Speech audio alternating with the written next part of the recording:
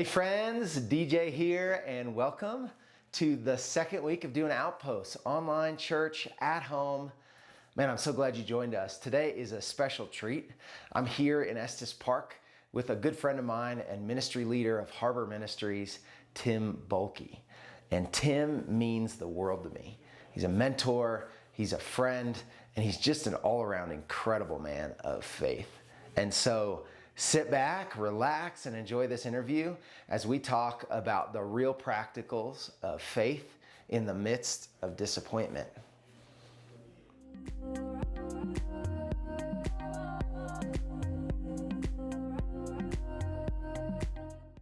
All right, hey Durango Vinyard, DJ here. I'm here with my buddy Tim Bulkey, and we're here up at the Blue Spruce in Estes Park, which is just killer. It's really cool. Sweet spot. It really is. And this is the anchor site for the ministry that Tim leads and that I've been a part of. And, you know, just a brief context, 7 years ago, right when we started the church planting journey, and I just had no idea what we were doing, I got invited to participate in this ministry, actually selected out of a bunch of guys to a ministry called Rhythm in 20. And it was at that kind of first gathering 7 years ago that Tim actually gave me this shirt. That's right. And on the back of it, he wrote the words "authentic, vulnerable leadership." And, you know, it's been, I don't know, I guess those were some words that you saw over me. And yeah, no question. Saw it early, and I'm sure those of you listening and watching can attest to that. I mean, and the world needs more of people like this, so it makes it easy to invest in. Yeah. Well, I mean, I just, in reflecting, I mean, a lot of you heard my story, but I wouldn't be here, Tim, doing the things I'm doing, still pushing for the kingdom in Durango without your influence in my life. Well, yeah. Awesome So, here. I mean, that's real.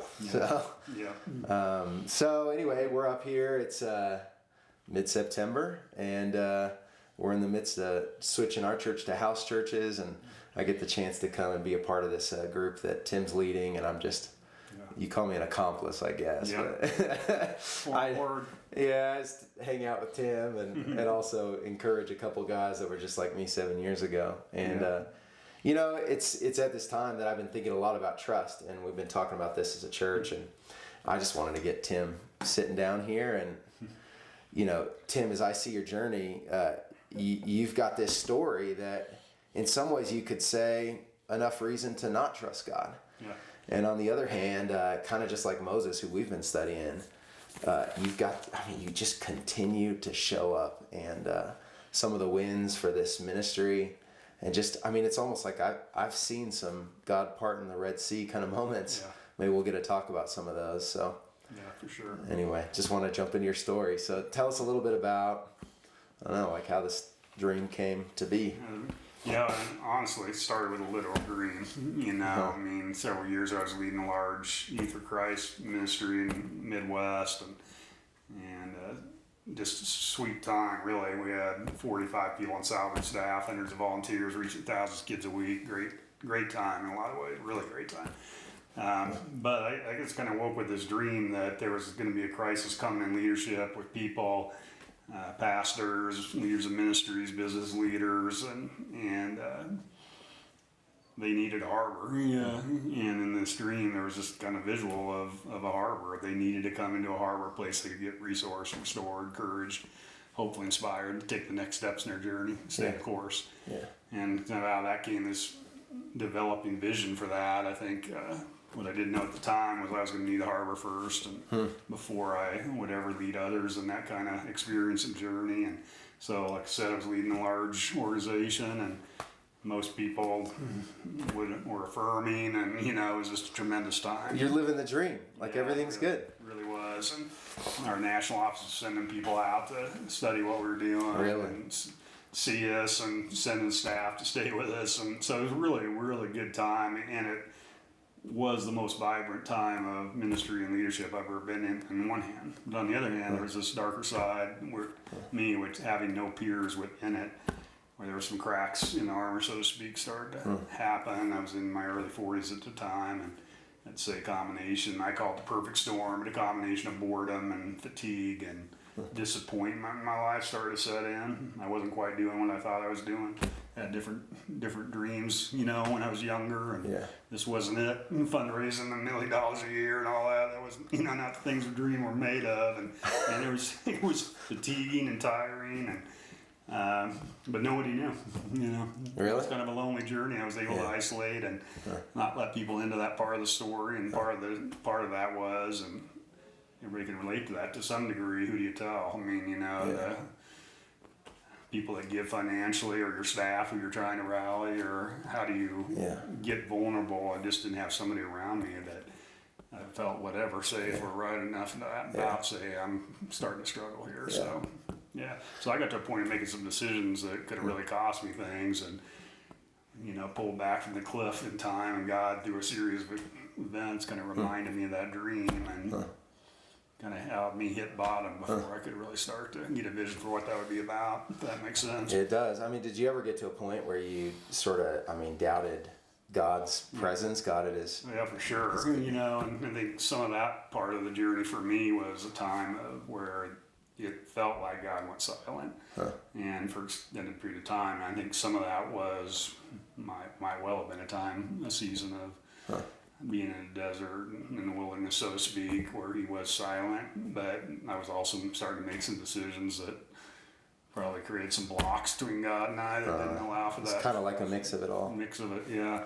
So it was a combination, but yeah, it was a struggle, and that was part of it. I stopped experiencing what I was telling others. I was taking people to a place I wasn't at myself at that point in terms of spiritual journey, and so it got to be a real struggle. There was a lot of doubt and real questions. Do I want to continue this? I think it's time for me to leave, walk from the faith, that kind of struggle. It's like almost you're saying you had to fake it till you make it kind of thing. For sure. Yeah. But I mean, like, I don't know. What do you think? I mean, did you ever get to a point where you felt like God showed up again?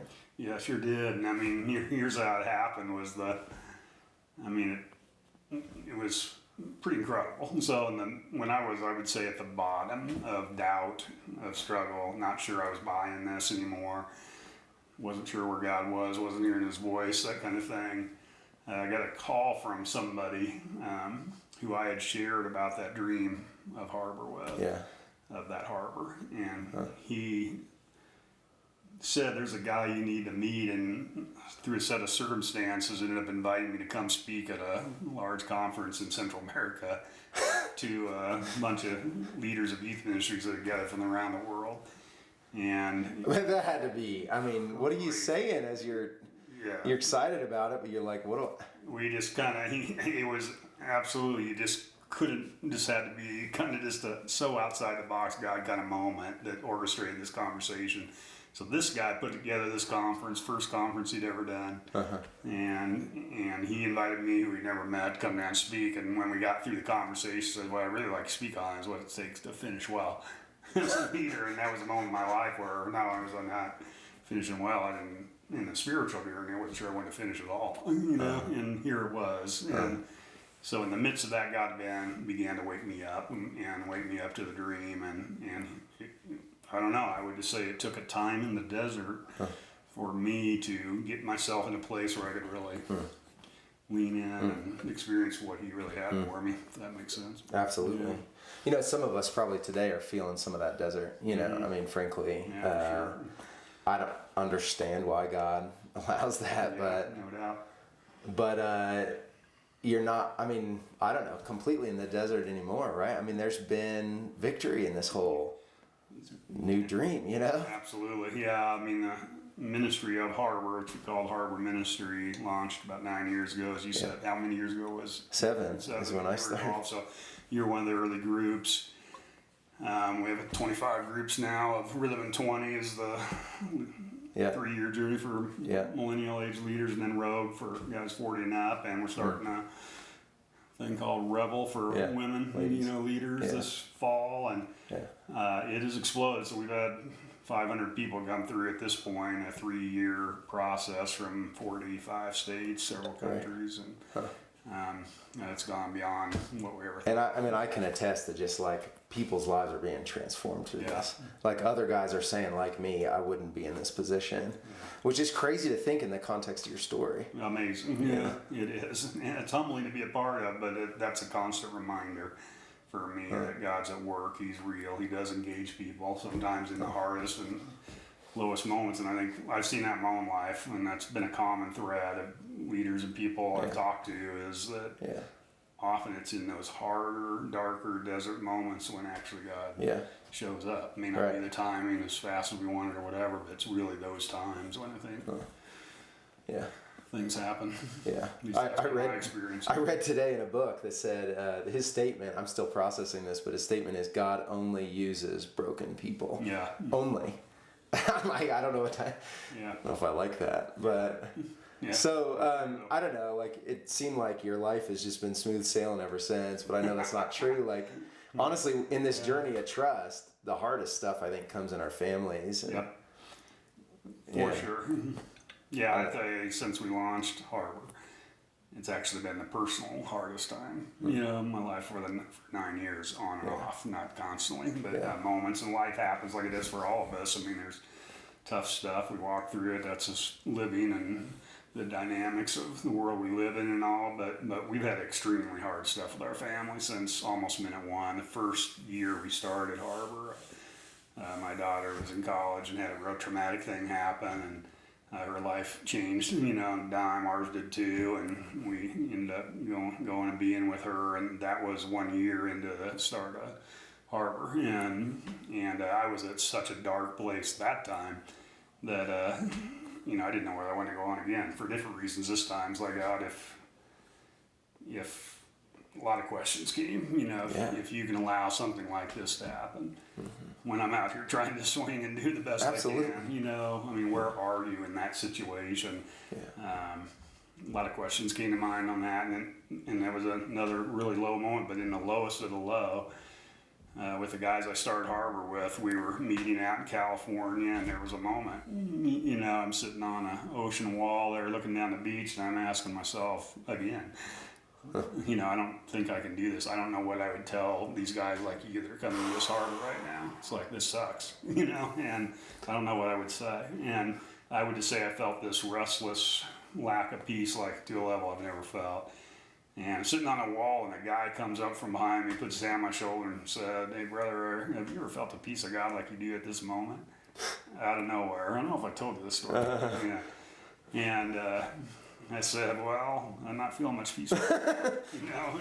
But the colors were out, the ocean was going. He goes, "No, seriously, have you ever felt the peace of God? How would you rate this moment?" Craziest thing. And I go, "Well, 6. He goes, "I don't know what it takes to get you higher, but I'd encourage you to seek that out and find it." And he just kind of gave me a squeeze, went away. It's just like, okay. And kind of the narrative of that story changed. It's like, because what I was crying out for was peace in the midst of the storm. And crazy story, I know, but what I took from that in that moment is you do have something you can tell people coming in, because we're all living in storms. And in that moment, it said, that's what you can tell, that yes, I'm not saving you from all of it. None of us are free from it, but I will walk with you through it. Every step. And in that moment, there was literally someone that walked through the moment and gave me a word I needed, that you can find peace in the midst of a storm. Crazy. Yeah, but it really did. In the midst of the depth of the darkness I was feeling, there was also this incredible moment, this incredible encounter, and God showed up. And that's been my experience time and time again. I mean, just knowing you, that's like, I don't know. I love how, as you lead this thing, you're so vulnerable with that stuff. Like, I don't know. I could expect you get a bunch of guys in, young leaders from around the country, and you feel this pressure to, hey guys, but it's the opposite. Part of, I don't know, maybe it's what you experienced through that first burnout experience, but you bring it every time. You're straight up asking the hard questions, and yet you've got this deep trust in God. I mean, how do you do both of those? Yeah, I'm not saying it's easy, because it's not. I mean, and it comes and goes. I would just say, I think part of how for me has been being real with it, because there was a series of time, like I shared in the first part of the story, that it wasn't that I was fake. I just didn't let people in, you know, and wasn't authentic with it. So I think part of what's helped me to live that is just be real. Say it, get it out there. I mean, that's the, you know, and we just life. I've found, especially now, life's too short to you know, put up walls or just not take our masks off and let people really see who we are. And if we aren't honest with those questions, how are we ever going to get through? You know, so. So in some senses, you're like, you don't care about putting on this, you know, this is the great thing you got to teach. You just. Yeah, I mean, I think. I mean, you see me agonize over each time. You agonize every single time. But I want it to be real and in the moment, you know. And so I'm seeking God throughout it. But I think a common thread, I think most people would say what you said is a distinguishing part of this is we're authentic and real. And I think so, absolutely. We ask for it and ask it of others. And, and I think when you name something, then I mean, I've been able to show up and be my authentic self here in a way that I struggle to be. I mean, with my church, you know, because there, at you know, the church, there's this sense that I need to hold this thing together, and for sure. Being here, you've created this environment where I can just sort of let my hair down, you know, completely. And this started hard for pastors, and we've got much more than just pastors going, but because they are in a unique seat, I think, sometimes of not being able to find ways to express what they're really feeling when they struggle. But I think that's true for all of us, you know, we're all holding. It's interesting to me, you've got these world-changing leaders. I mean, literally, some of the most dynamic people that I've ever met. And yet, there's this common thread that holds us all together. We can... Well, we've all got challenges, and we can be real with those. Yeah, for sure. You know, I wanted to push towards kind of the how. You know, you mentioned your daughter that first time. I know you've had your daughter's had other issues. Your son, who I know really well and am buddies with, significant things that I'm sure you thought over and over, God, what in the world? Like, he's got his heart right. Why would you allow this? So practically, let's delve into, how do you hold the tension of reality and the vulnerable disappointments, and yet, man, you keep showing up with trust in God, believing that he can do the next thing, whether it's for your family or the ministry or the whole deal. How do you do that? I mean, in some ways it's a hard question to answer, you know, but I think God's given me the grace within the midst of it. He's given me tenacity to not forget the times he did show up. You know, this is kind of powerful for me recounting that moment in San Diego, because it's been a while since I thought about that. It's like that was formational, you know. And so, one, I think there's been a practice and a reminder of the moments God showed up, no matter how hard life is, how deep the questions, how much the struggle. Do you journal those? Yeah, and I don't forget. So I journal and so I won't forget. And I do a lot of writing and journaling, you know, whenever I can. That's how I've expressed it, got some of the questions and the anger and the struggle out, and disappointment and celebration and victory. And so, there's moments, there'll be times in my journal where it's like, okay, how did God, you know, in the last 3 months, where have I seen God move, where have I seen him work?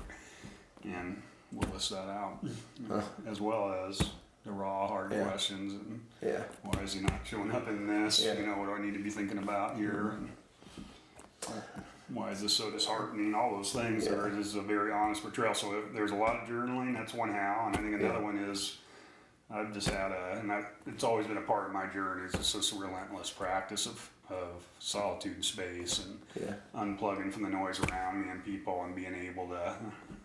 I mean, I'm pretty much an extrovert, but there is a part of me that really needs that introverted solitude, kind of get centered. And I think always been a part of me. It's a relentless practice now, and something I ask everybody to do that's involved here. I mean, I love that story of your dad. I don't know if you mind sharing it. Sure. Yeah, I mean, and I got that from Mom. My dad was a farmer in central Nebraska, and you know, impacted people deeply. He was just a unique person, you know, but. There was a day when I was a teenager that, you know, for years, I would say one of the things I remember about him is at the end of each day, he'd have these long, slow walks around our farmstead. We had a long tree line, and never really sure what he was doing, but always kind of, and as I got older, realized he's just having a conversation out there. He's just having a relational conversation with God at the end of the day. Saw him do that through loss of his own parents, through the amazing moments of celebration. Always was doing it. And there was one particular day when a hailstorm came through our farm, and in about 10 minutes erased our crop, and I was 16 or so at the time.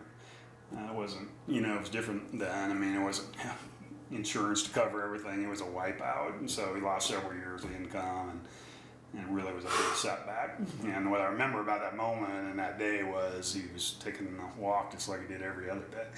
And he was out, and that one was a little longer. I mean, it was a long walk, and his best friend came out and joined him. And at that point, I knew, hey, this is more, from the teenage perspective, looking at that is more serious than I thought. And pretty soon, his friend came in and told me, your dad's going to be out there a while, but he told me if God wants his tithe, wants his 10% given, he's going to have to come down the field to get it because it's all flat, out here. And so even in that moment, he had his sense of humor, and I think the takeaway of that time and story for me as I think back was, why was he prepared for that day? Because he didn't treat us any different after that. I don't remember seeing anger or whatever. I'm not saying he didn't have it, 'cause I'm sure he did, but there still was a steadiness about him that was there. Why was that happening? Because he had, I think, the practice of doing that throughout his life. It wasn't just in the moment of crisis, like, crap, where's God in this? I mean, he'd been a practicing walk of solitude, quiet with God, and that taught him in the highs and the lows, God shows up. Yeah, I think as we sort of land the plane here, thanks for having this conversation. Yeah, sure, love it. I just think about my own life, and disappointment, if I get real honest about it, can cause me to just, I don't know if it's just sort of give up on that pursuit of God, I sort of picture it like in the best seasons I'm pursuing God, but when it's worse, I can fall off. What keeps you coming back to God? Like, how do you do that? Well, I would say I do believe that if we seek him, we'll find him, and that is a promise in Scripture, and if we seek him, we'll find him, but it takes both. His power that makes that happen, our pursuit, and I guess I keep coming back through, because there's certainly been other things than what we talked about here that have been quite a journey over these last few years, but I keep seeing God consistently show up. Not in my time, hasn't solved it or resolved things like I wanted most of the time. It hasn't been that way, but I have seen him in significant ways, sometimes in very simple ways, in the context of a sunset or an amazing nature moment. I'm an outside guy like you are, and see and experience God in the midst of that. And so I think it's just been a relentless commitment to keep coming and keep taking that next step. That has helped me hold in there. I love it. I mean, that's passed on to me. And I'm not as good at it as you are, but I'm doing the same thing now because of your influence. Being willing to relentlessly pursue God in quiet silence. So. Yeah, and I think that would be my encouragement, to your church and those people listening, is just keep taking that next step. Take that next step. You might be tired, fatigued, disappointed. It might be a really hard season. It might be an amazing season, whichever it is. Take that next step toward God, whatever that looks like for you, to continue to pursue Him. And the practice of that's what's difference making. Yeah, thanks, man. Appreciate your time. Awesome. All right.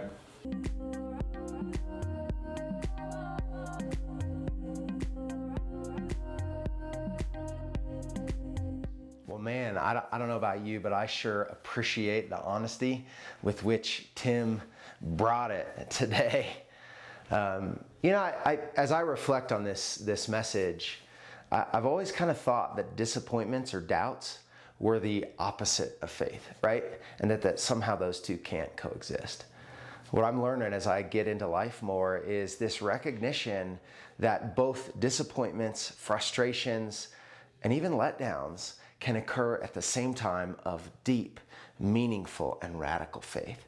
And that's why you see in the Psalms, like check out Psalm 77 sometimes. You see a guy who's crying out to God, yelling at him literally, and then in the same breath, in the same psalm, he says, but I go back and I remember all of your glorious works. And so as we close today, having a little group discussion, I want to encourage you to be honest with each other. Man, take a risk now to share about some of those disappointments, and yet also be willing to share about how God has shown up in the middle. So here's the first question for group discussion. Again, when you hear this question, you can just hit pause, answer the question, start it up again, and answer the next one. First question: what's a disappointment in your life that you've experienced that has caused you to doubt God?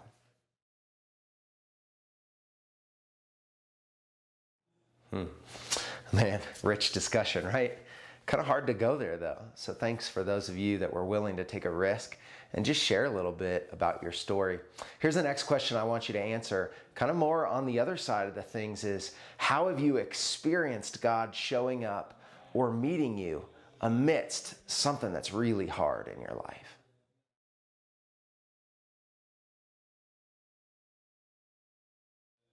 And that's a wrap. I got to tell you, those two questions, plenty to talk about today.